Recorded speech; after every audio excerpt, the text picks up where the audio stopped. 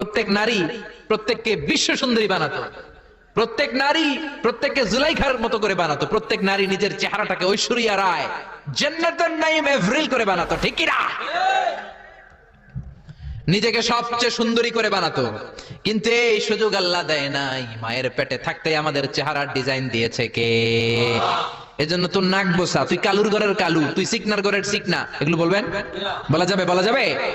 বিশ্বনবীর সাহাবা আব্দুল্লাহ ইবনে মাসউদ, ওনার পা দুইটা ছিল একেবারে চিকন।